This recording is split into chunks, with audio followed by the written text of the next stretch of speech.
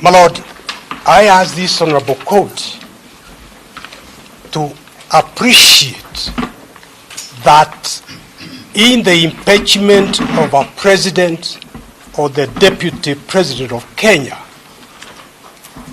constitutionally, is in two stages or two phases. The first phase or stage being the National Assembly, and when it does what it is supposed to do, my Lord, then the matter goes to the second stage, second phase of impeachment in the Senate. So that, my Lord, my submission here is that without any doubt whatsoever, the resolution of the National Assembly crystallized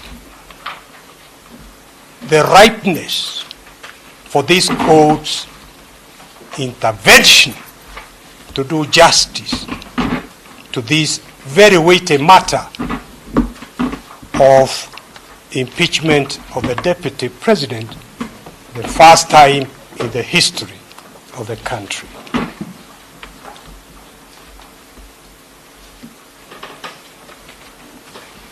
My Lord, your Lordship has jurisdiction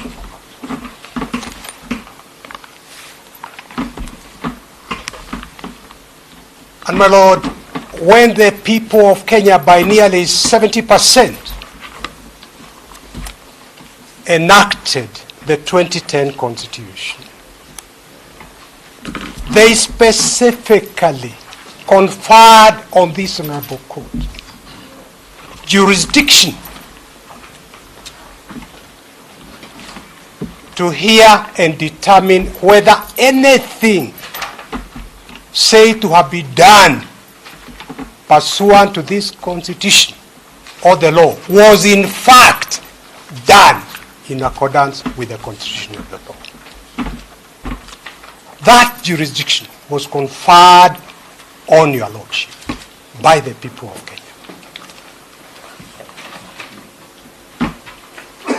And my Lord, the Constitution, like the Bible, this Constitution is what holds our nation together.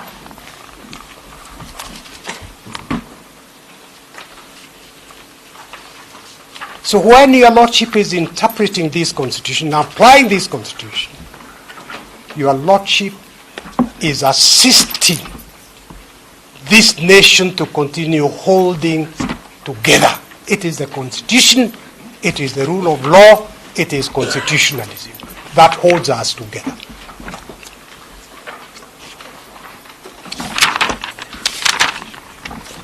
And my Lord, let me start very briefly by referring this honorable court to Article 23 of the Constitution, the heading of which is authority of courts to uphold and enforce the Bill of Rights. This is what the people of Kenya said. They conferred on the High Court that authority.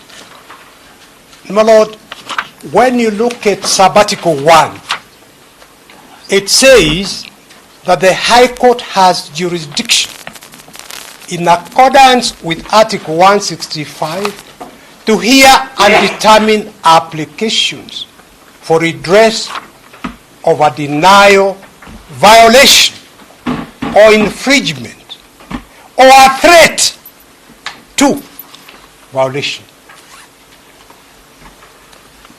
My Lord, we are saying our rights have been, constitutional rights have been violated, and it's only your Lordship that can stop further violation on a momentous issue of impeachment of the Deputy President. My Lord, Sabbatical 3 B gives this honorable court jurisdiction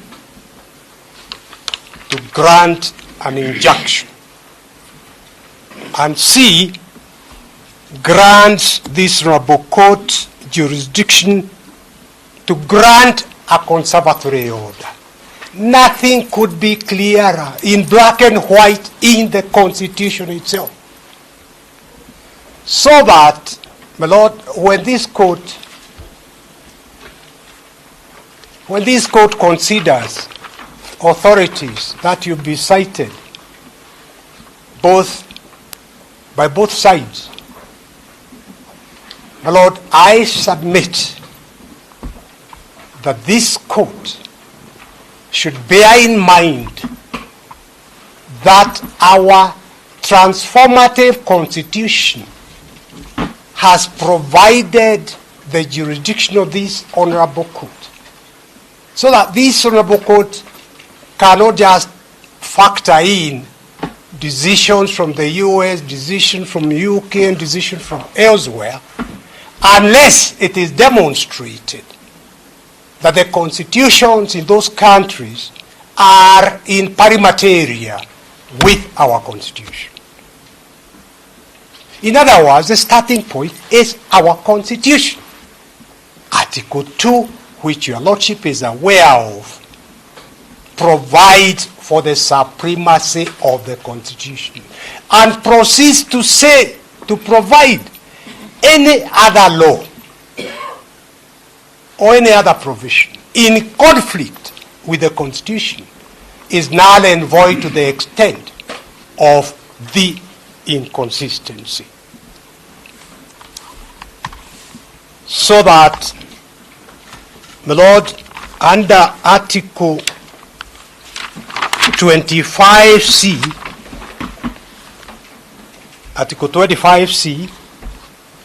the heading of which is fundamental rights and freedoms that may not be limited. One of those rights is the right to a fair trial. That cannot be limited. The people of Kenya thought the right to a fair trial is so fundamental that they said it is not to be limited. What I'm driving to, my Lord, is Article 50, the right to a fair trial. Sub-Article 1 says before a court, or if appropriate, another independent and impartial tribunal, or another body. My Lord, it is our submission that the National Assembly, exercising quasi-judicial authority,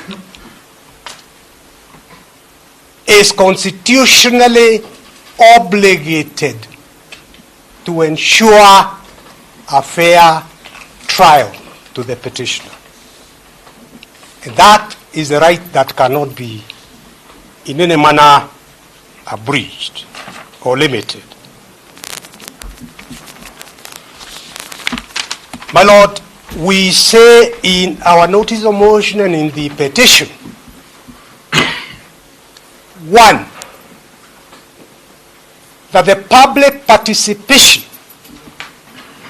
which is required in terms of Article 118 of the Constitution was grossly violated by the National Assembly. My Lord, let me draw the court's attention to Article 118, the heading of which is Public Access and Participation. And B, Sub-Article 1B, says, Parliament shall facilitate public participation. So it's a requirement of the Constitution. An involvement in the legislative and other business of Parliament. Other business, such as the impeachment of the Deputy President. So, my Lord, if the petitioner is alleging that this public participation, constitutional obligation of the National Assembly was violated, this court has, without any shadow of doubt, the jurisdiction to intervene. My Lord, it is our submission that public participation in this very weighty matter of impeachment of the Deputy President was in this case a sham. It was a show. Totally inadequate in terms of time. The Supreme Court gave guidelines in the British American Tobacco versus the Ministry of Health, and this is in our Battle of Authorities, that public participation must be real. It must have reasonable time. It must be meaningful.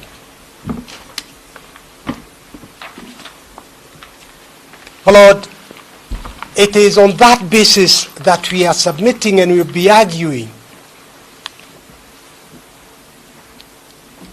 that the 12 days, the Standing Order number 64, provided for the entire process of the impeachment in the National Assembly violates Article 50 of the Constitution.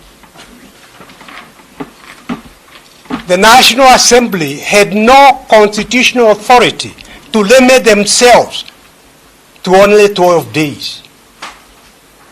That resulted in inadequate public participation on such a weighty matter. But Lord, you will see that first the National Assembly directed that the public participation would be at county headquarters of our 47 counties. The question arises, are the people in any particular county to travel all the way to the county headquarters, one place, to publicly participate, give their views on such a weighty matter? That was on the 4th of October.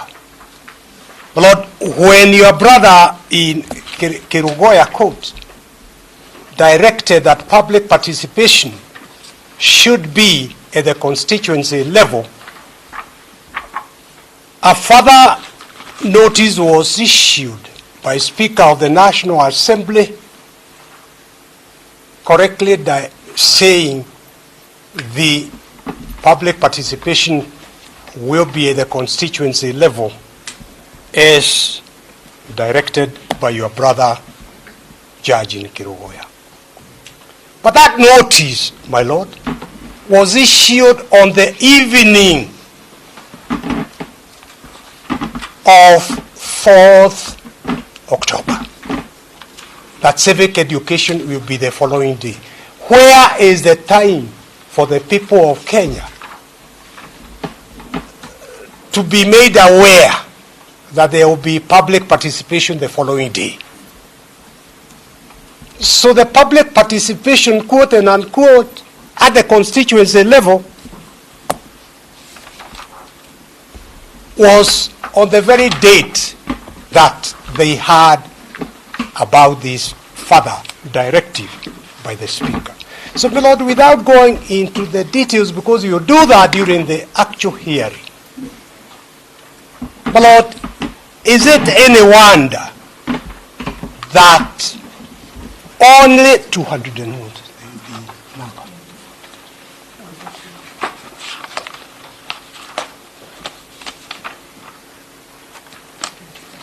My Lord, in volume 2, I think we gave copies to the court. Could you give this to the court here? Page 812. Page 812. The court has the soft copy, but this is a hard copy. If my Lord looks at page 812,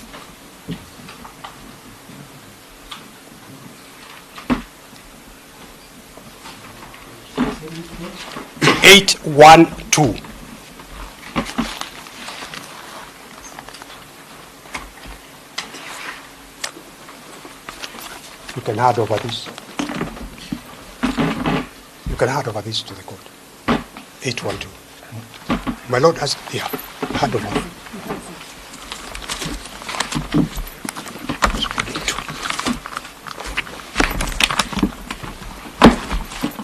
Yeah.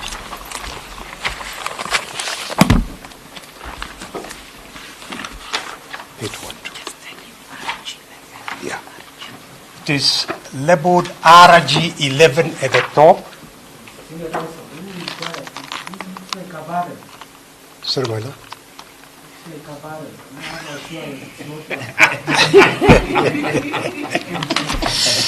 Yes, it did.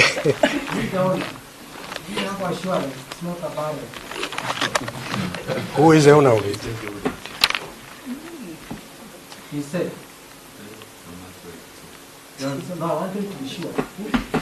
If it is safe, it's okay.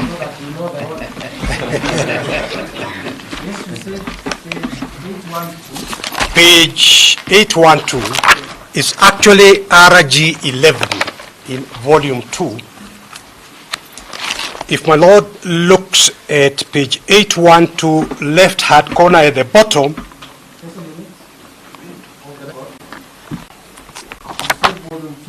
volume 2. This is volume 2. RG11. But go to 812 of RG11, bottom left hand corner. My Lord, you see the total number of people who took part in this public participation is 224,907. My Lord, out of over 50 million Kenyans who have attained the age of 18, because of the shortness of the notice, only 224,907 were able to participate. But Lord, that is dismal. That is not public participation. And Article 118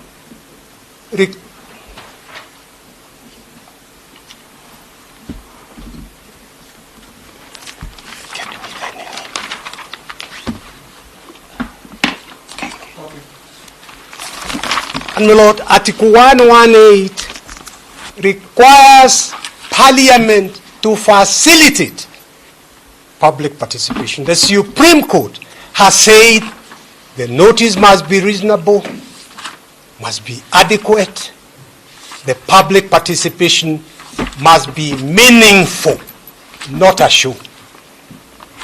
My Lord, 224 or 225, even if you are to leave aside the 50 million Kenyans who are above the age of 18, even the registered voters are 14 million. This is demonstration of the fallacy, of the mockery of the public participation. And my Lord, on the same RG 11, RG 11 at page 790.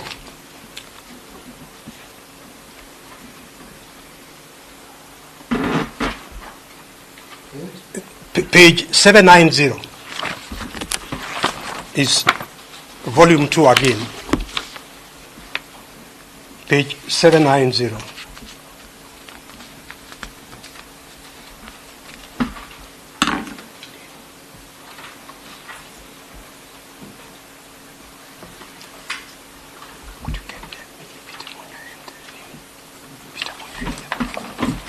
My Lord, at the top of page 790, my Lord, you see the constituency there, 95, Keyo South.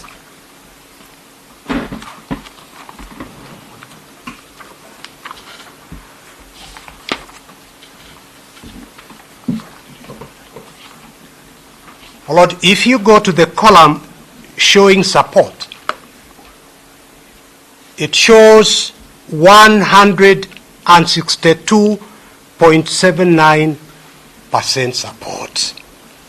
My Lord, what could demonstrate 162.79 support? In other words, apparent there of all the registered voters shot through the support to 100, even if all the people who turned up for the public participation said yes. How does the figure go to 162.79, actually virtually 163%? My Lord, is this data on which this court should allow that resolution to proceed for the impeachment of the deputy governor? And my Lord, yes, my Lord. Yes. That constituency, I don't know these figures in fact, the total 33.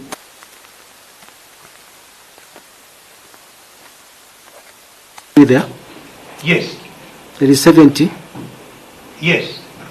And then I do not support. 3. And then that would be how many?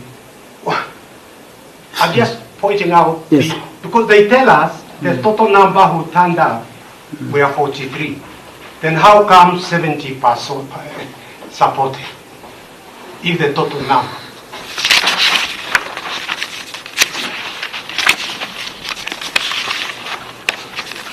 That column is the same as the column we were, the grand total. You go to grand total. Yes, the grand total Page appears in 812. column 2, yes. Where It's the same column. 202nd column.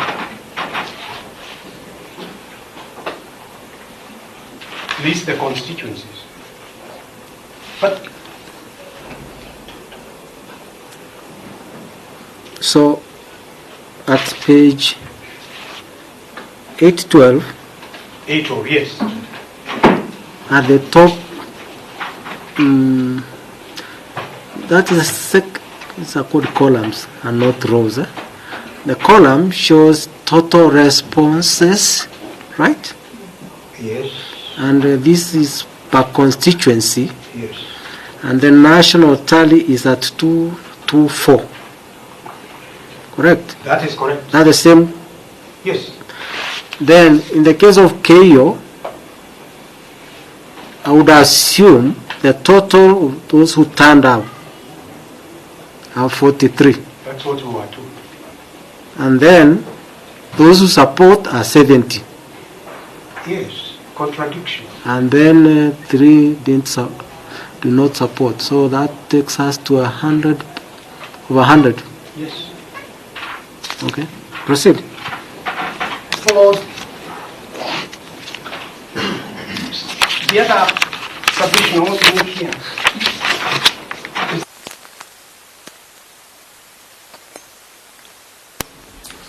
The petitioner, who is the subject matter of impeachment,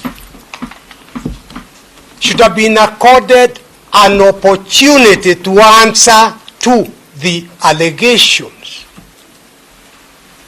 so that the allegations and the petitioner's response are then taken to Kenyans in the public participation. For them to be able to make an informed decision.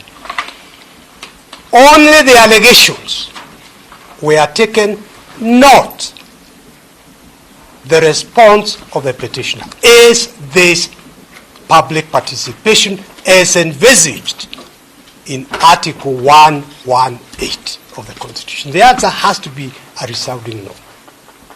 My Lord, there was no adequate time when this data was returned to Parliament. We don't have how it was evaluated, because the purpose of public participation is that the views of Kenyans are taken into account when the National Assembly is then debating and passing a resolution. And then, can I have it? No, the data. The data. Yeah.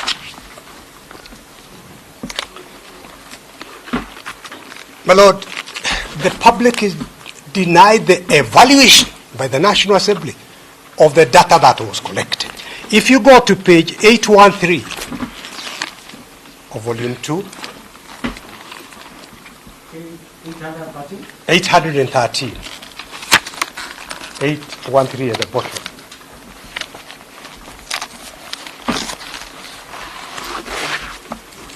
The independent, credible pollsters shows, number one there, that only 2,236, 7% voted in favor of impeachment of the petitioner applicant.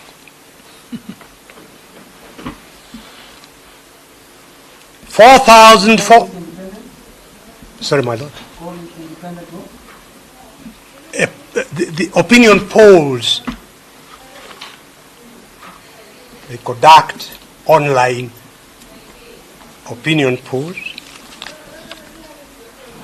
and when the figures in Parliament are saying the opposite, this independent pollster shows only 7% was supporting the impeachment of the deputy president. Double that number, 14%, 4,433, supported the impeachment of the president, although it wasn't part of the questionnaire. And 75% of the Kenyan people, 24,122, said the president and his deputy should be impeached together. So the overwhelming majority in this limited public participation voted in favor of both being impeached, but 93% were against the impeachment of the deputy president.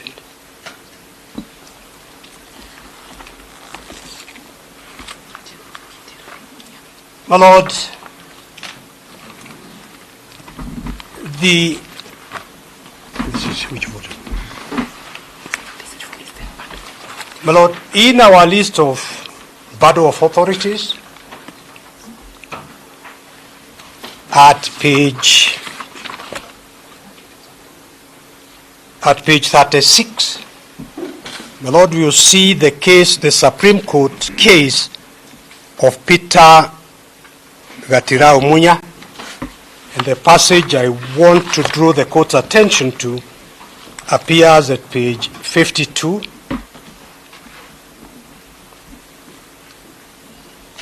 Paragraph 97.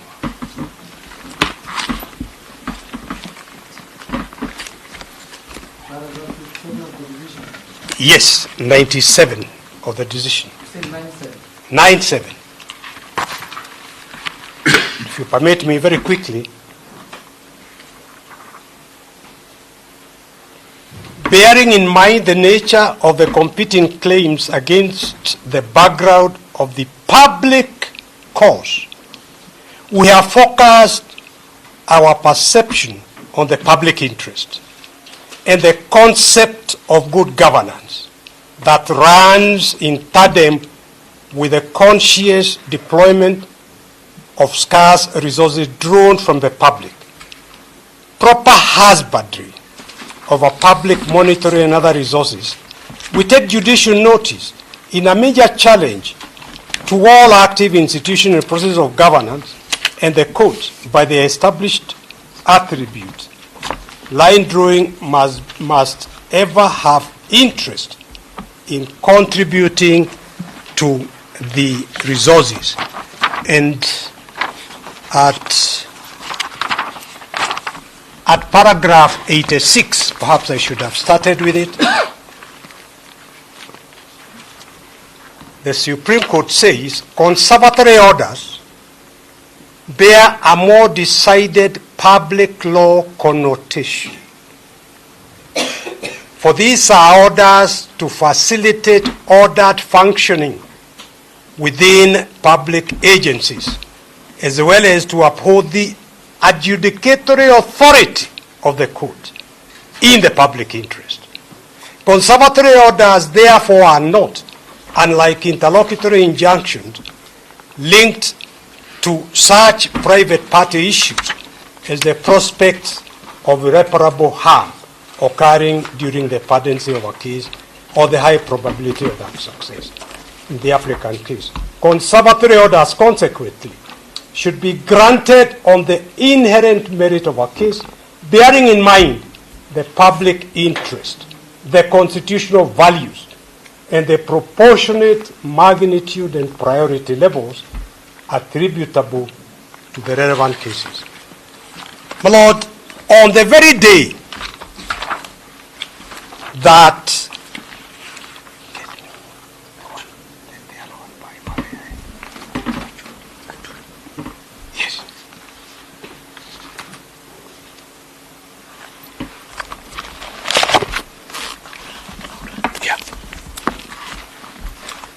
My Lord, on the very day that the National Assembly concluded debate on these unsatisfactory results, at 9 p.m. at night, they passed a resolution. That resolution was transmitted at night to the Senate. And the Senate has issued its timelines, and we have annexed the timetable to the supplementary affidavit. You will see the Senate timelines at page 13, saying they will deal with the impeachment on Wednesday, the day after tomorrow, Wednesday and Thursday. So, my Lord, we plead that you grant us a stay of that resolution, a stay of the impeachment in the Senate, to accord time to this court to hear these very weighty constitutional issues, preserve the substratum of the petitioner's case. Because, my Lord, when you look at the speed with which this matter is being moved by whoever is controlling the levers, by Thursday, when the Senate concludes, if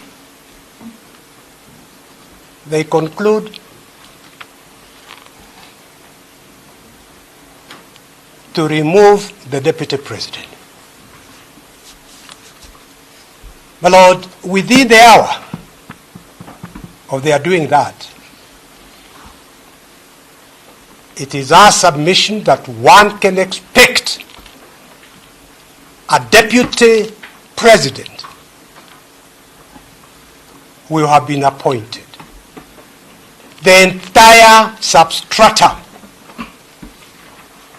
the subject matter will become moot, will become academic. The petition and this notice of motion will be rendered, will have been rendered nugatory. This court has to stamp its authority in favor of constitutionalism, in favor of the rule of law. My Lord, we are at crossroads. We either go back to the imperial presidency, where the constitution is replaced by the wishes of whoever is the president, or we go back onto the rails where we are a nation governed by the constitution and the rule of law. So, my Lord, it is my plea that your Lordship stands up for the nation. That your Lordship refuses to be intimidated in any way. My Lord, we've seen some of your colleagues whose security have been withdrawn. Some allowances of judges being taxed. My Lord, the budget of the judiciary being reduced. My Lord, stand up against this. Don't allow any of this to interfere with your functions as a judge of this High Court. My Lord, because I don't want to take time, I draw your court's attention, your Lordship's attention, to the decision in the case of Joseph Enoch Aura versus others. You find it at page 219 of our Bible of Authorities. Joseph Enoch Aura, page 219 in our Bible of Authorities. And at page 223,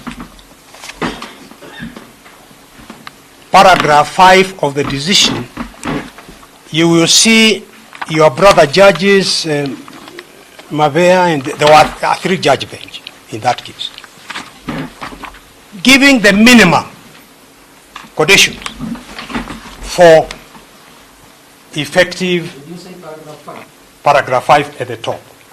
Paragraph 5 at the top, page 223. What is the paragraph of the decision?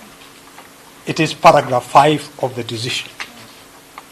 It is to be found at page 223. My Lord, the conditions are there. Minimum. Proper sensitization on the nature of the legislation to adequate notice. 3, facilitation of the public.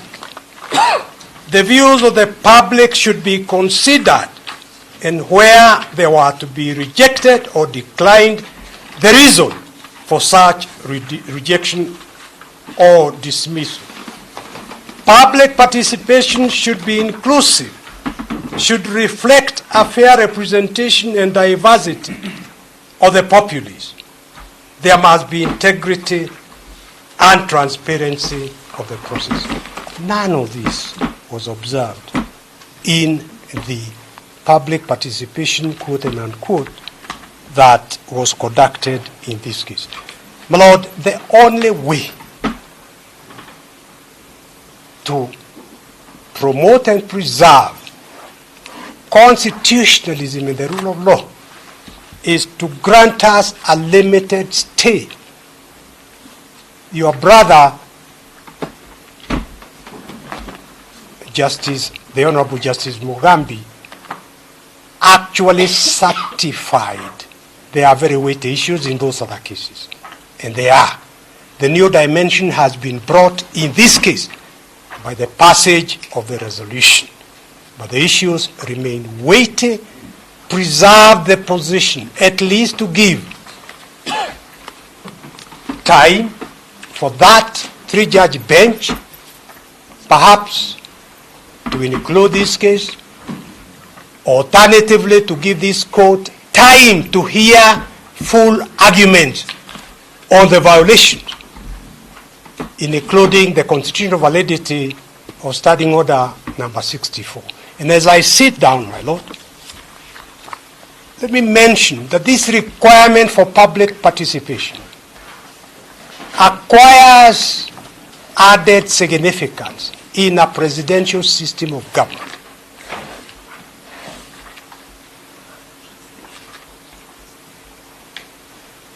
That requires we no longer have any confidence in you as a president or deputy president, but gross violations of the law, not just violations of the Constitution, but gross violations of the law or other law. My Lord, the word gross is to be interpreted as jusdem generis. Violations of those other laws have to be gross. Why? Because it's a person that millions of Kenyans elected. In the particular case of the petitioner here, over 7 million Kenyans voted for him. So it's not an issue of we don't have confidence in you. It's not an issue of we don't like you. It's you must satisfy the requirement of gross violation of the law. I'm merely saying preserve this situation until we are able to argue these matters. I hand over to my colleague, Tom Acharya. I thank you, my Lord. My Lord, just to note that my colleagues have